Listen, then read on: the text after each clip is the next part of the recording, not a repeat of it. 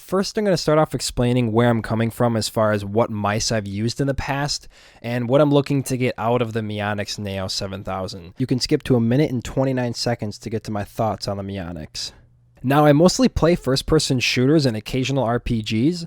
I never play MMOs, but yet I've owned Razer Nagas since 2012. The reason for this is because I have always gotten pinky cramps with normal mice. Normal mice force your pinky to be on the same plane as your ring finger. The ring finger needs to always be holding itself up against the side of the mouse, and the pinky is forced at this uncomfortable angle to reach the slim mouse. So when I saw the ring finger holder on the 2012 Naga, I bought it and have used the 2014 Naga and the 2016 Naga Chroma since. This ring finger holder allows my ring finger to rest, and my pinky stays on the outside with a nice grip to clamp the mouse. But I do have some complaints with the Nagas.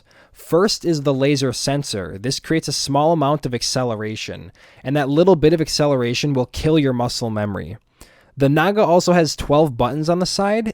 This is great for many scenarios, but I feel it limits my quick movement with the mouse. I think I hold the mouse more softly so I don't accidentally press any of the side buttons. And I've used Nagas for so long that I have gotten so used to the weight.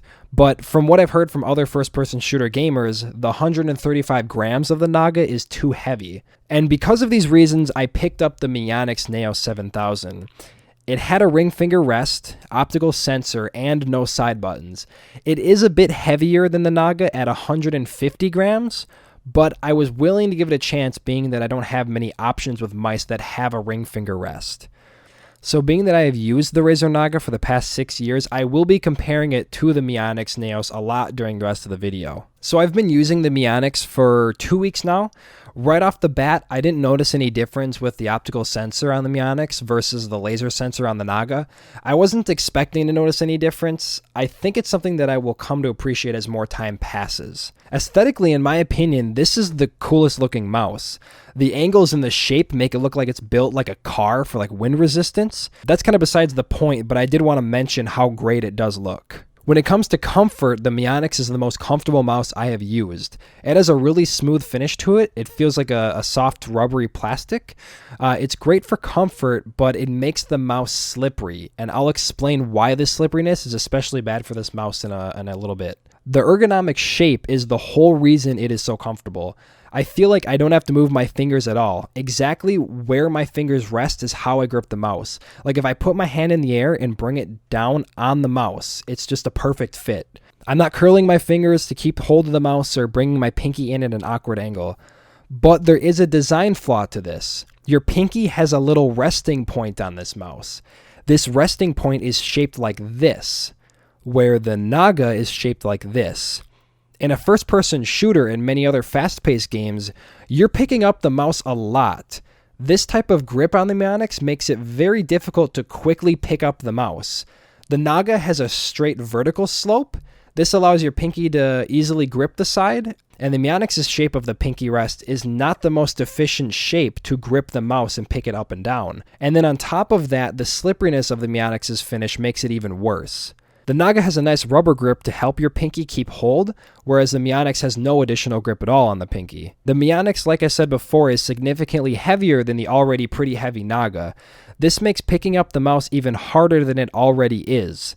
That additional weight makes it so the quick flicking movements are more difficult in games. It doesn't feel that bad, but after switching back to my Naga, it just felt so much more quick and responsive with my movements. This mouse is shaped to be more for a palm grip user. I think I use more of a palm hybrid grip, maybe a little bit more of a claw. And this is because I don't like to use my whole arm to move the mouse vertically. With the claw grip, I can just use my fingers to move the mouse vertically. So the Mionix is a larger mouse than the Naga in width and length. The width is really nice because it gives you more room to rest your ring and pinky fingers, but the length is not good for a claw grip user. The longer the length means the end of the mouse hits my palm when I'm moving the mouse more south. This limits my movement when I'm looking down in games because I'm constantly picking up the mouse to move it back forward. The left and right mouse buttons seem to be a little bit louder of a click than the Naga.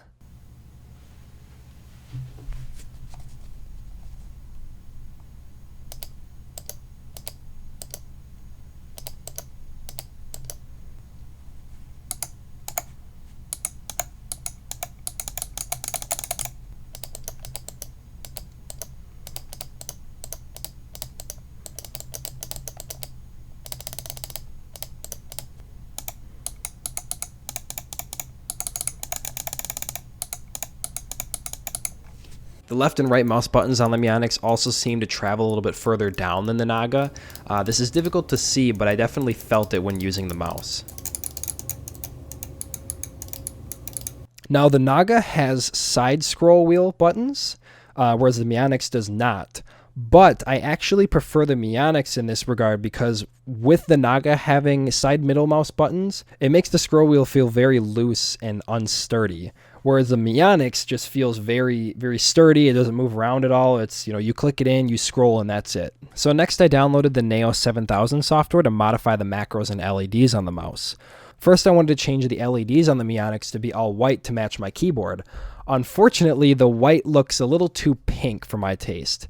Even after trying to tweak it by removing some of the red, I can't seem to get it to be white. And to be fair, the Naga doesn't do that great of a job at this either. The Naga has a bit more of a blue hue to it. I just left it changing to different colors. I'm fine with that. But I will mention the color changing of the Naga Chroma looked better than the Mionix. The Naga just seems to show more colors overall than the Mionix. And when it comes to changing the buttons, I was able to put the back and forward buttons behind the scroll wheel so I can move forward and backwards in a browser. And then I was able to do the Windows key tab macro to cycle between my apps. And I just put that on one of the side buttons. It worked just fine. It works the same as the Razer Synapse software, so I had no problems with that at all. So overall, I think this mouse is a very high quality product. If you don't pick up the mouse a lot and you like heavier mouse, this is a perfect buy. But the minor issues I had with it will keep me away from using it. But in the Mionix's defense, I do think I have some biases, being that I have used the Naga for so long and I've just become so accustomed to it. So recently I saw the Naga Trinity come out. It's a modular Naga that you can remove the side buttons on, and then you can change it to a side button that has a grip and then just two buttons. It keeps the same great shape, it's lighter, and it now has an optical sensor. So I think I'm going to save up and give that one a try once I have the money. But let me know if you guys have any experience with this mouse, or if you do own it. I'm curious what your opinions are on it, and if your opinions are different than mine. But otherwise, that's going to do it for me. I really appreciate you guys watching, and I'll talk to you guys later.